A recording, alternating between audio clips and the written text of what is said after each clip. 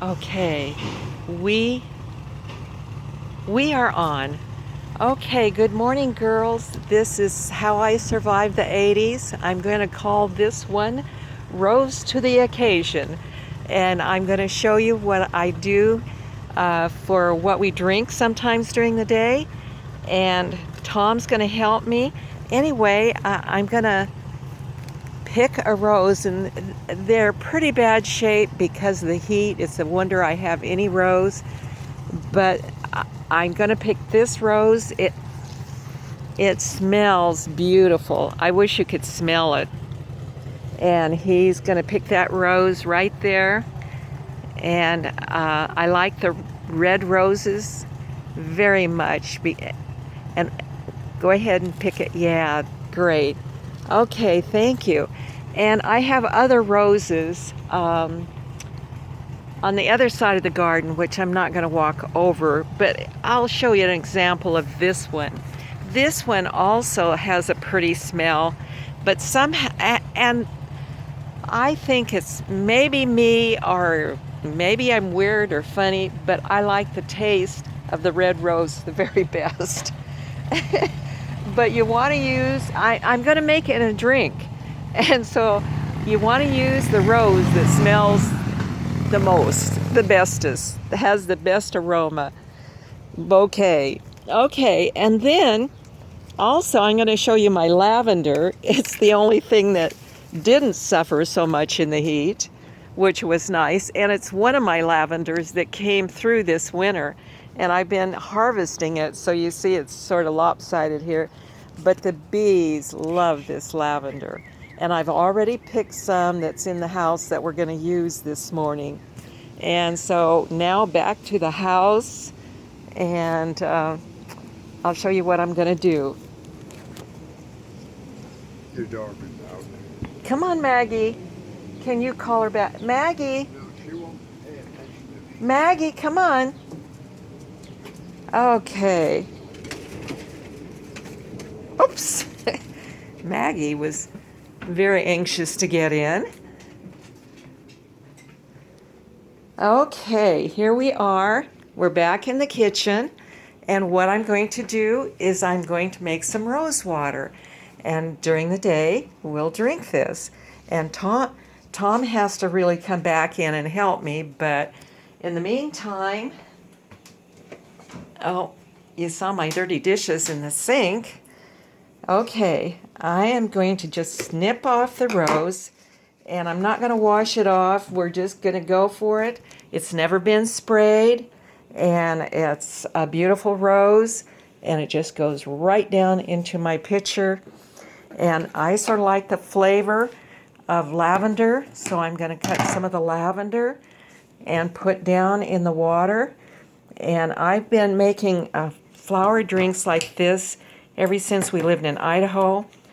When I first learned about herbs, I made a lot of teas and whatnot. And then I got to thinking, you know, we use rose petals for herbs and lavender for herbs, and they look beautiful in bouquets. Why don't I just drink my bouquets? And during the day, that will begin to absorb into the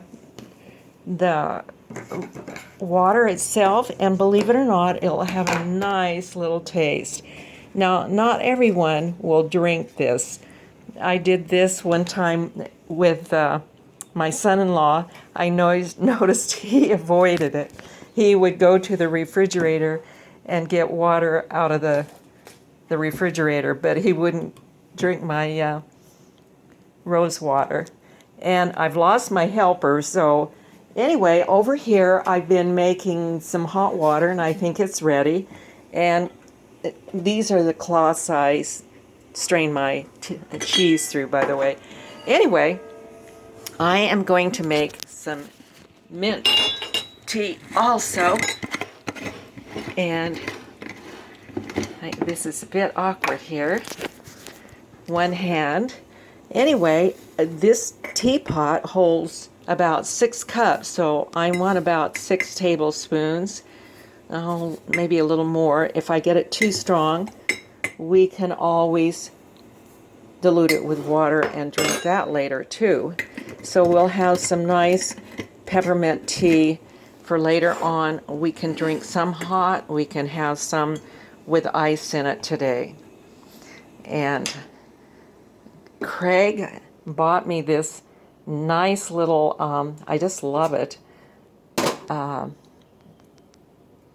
pitcher. It has measures the water increments on the side. And so here goes into the teapot. And I'm going to turn on the light because I can't see the, aha. There we go.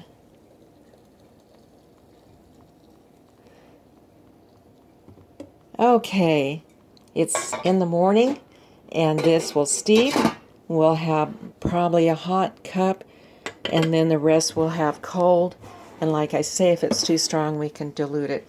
By the way, this really has salt in it. I think it's such a cute can.